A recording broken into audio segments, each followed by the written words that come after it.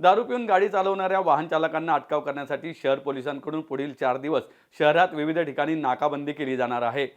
शहरात 31 डिसेंबरच्या रात्री वाहतूक नियमांचे उल्लंघन होणार नाही या दृष्टीने आधीपासूनच कारवाईची तीव्रता वाढवण्याची सूचना पोलीस आयुक्तांनी केली आहे।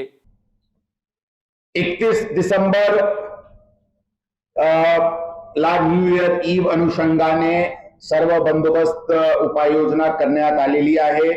विशेष करून रात्रीच्या वेळी ते जमाव असलेले ठिकाण आहे, ज्यामध्ये एफसी रोड असतील, एमजी रोड असतील, चांदनी चौक, नल स्टॉप किंवा वेगवेगळे हडपसर, अमानोरा परिसर जे काही स्पॉट्स आहे जिथे गर्दी जास्ती राहतात त्या ठिकाणी योग्य बंदोबस्त आणि मोबाईल सर्व्हिलन्स व्हेकल्स आणि ड्रोन पेट्रोलिंग अशा प्रकारची उपाययोजना करण्यात आलेली आहे। Drunk and drive already 24 December पासून अत्यंत इंटेन्सिव्ह सुरू करण्यात आलेली आहे। पूर्ण वर्षात आमचे ड्रंक अँड ड्राईव्ह इंटेन्सिव्ह सुरू आहे। आता या वर्षी अंदाजन 6500 केसेस ड्रंक अँड ड्रायव्हिंगचे ऑलरेडी झालेली आहे, जे मागच्या वर्षीचे तुलनेत आणि 2023 पेक्षा मोठ्या प्रमाणात त्याच्यामध्ये वाढ आहे।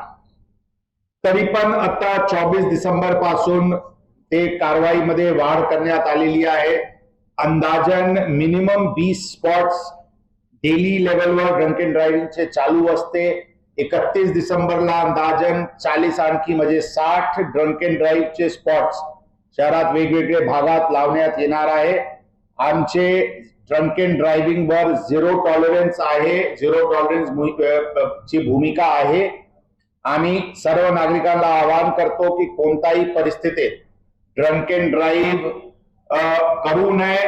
बार्स आणि पब्स आणि सर्व अशा प्रकारचे एस्टॅब्लिशमेंटचे मॅनेजमेंटला आमची आवाहन राहील की त्यांनी कोणी दारू पिऊन वाहन चालवणार नाही यासाठी आवश्यक उपाययोजना त्यांच्या स्तरावर पण व्हावी।